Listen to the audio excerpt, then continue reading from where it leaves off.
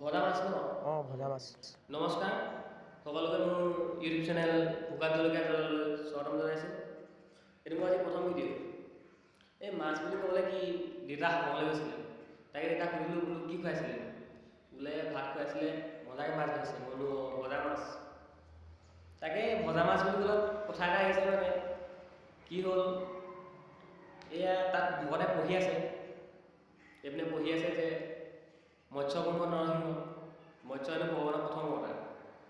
তাকে ইফালে পৰা আকৌ এই মাছৰ গোন্ধ মাৰি আছে মানে নাকলে, ভগৱানৰ নাকত আকৌ মাছৰ গোন্ধ কৰি আছে।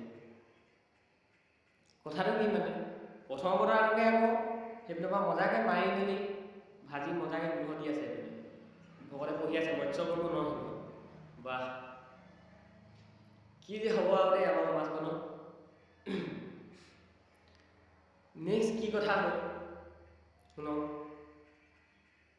সেইপিনে মাছ ভাজি আছে, সেইপিনে গীতা পাঠ কৰি আছে, ভাগৱত পাঠ কৰি আছে, কৈ থাকক। কিছুমানে কি কৰে, মদ নাখালেও যদি খায়ো অকণমান, মদ খোৱা মানুহে বোলে গীতা পাঠ ভাগৱত পাঠ নাম একো কৰিব নোৱাৰে। সেইটো কি কথা? আৰে ভগৱানৰ প্ৰথম অৱতাৰটোক যদি কাটি বাছি যদি তেলত ভজাই যদি গোন্ধ মাৰি মাৰি যদি পঢ়ি আছে ভগৱানৰ নামত, ভগৱানকে মাৰি যদি ভগৱানৰ নামেই পঢ়ি আছে, ভগৱানকে খাই আছে, তেতিয়া মদ খাই আহি পঢ়াটো আৰু সেইটো কৰাটোৰ মাজত পাৰ্থক্যটো কি থাকিব? কি যে হ'ব আৰু দেই। আৰু দুটামান কথা আমাৰ সমাজত চলি আছে। সেই কিছুমানে হ'ল আপোনাক গাহৰি পুহিব নিদিয়ে, আৰু দুটামান আছে কুকুৰা পুহিব নিদিয়ে।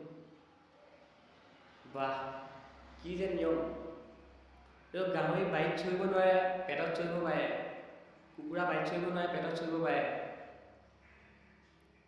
মানে পেটত খাই থাকিব, পেটত চৰি থাকিব, কুকুৰা চৰিব, গাহৰি চৰিব, চব চৰিব, কিন্তু বাৰীত পুহিব নোৱাৰে।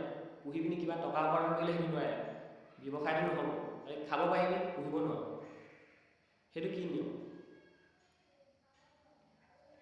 কিনো কম থাকে। আৰু এই আছে নহয় কিছুমান ওচৰ চুবুৰীয়া, কি কম আৰু সেইটো কথা। এনেই মুখে বিৰাট ভাল দেখুৱাব, ভিতৰি ভিতৰি একদম পূৰা ৰমণী জমনি দি থাকিব। কি ক'ব আৰু মানে নাই, এইবিলাক চলিয়ে থাকে, এইবিলাক সমাজত চলিয়ে থাকিব, আগলৈও চলি থাকিব। বাৰু যি নহওক, প্ৰথম ভিডিঅ'টো এইখিনিকে ক'লোঁ আৰু। ভাল লাগিলে লাইক শ্বেয়াৰ কৰিব, ছাবস্ক্ৰাইব কৰিলেও কৰিব, নকৰিলেও নাই আৰু। মোৰ কথা ভাল পাই বেয়া পাই সেইটো আপোনাৰ কথা। মই জাষ্ট ক'বলৈ কৈছোঁ আৰু। ধন্যবাদ।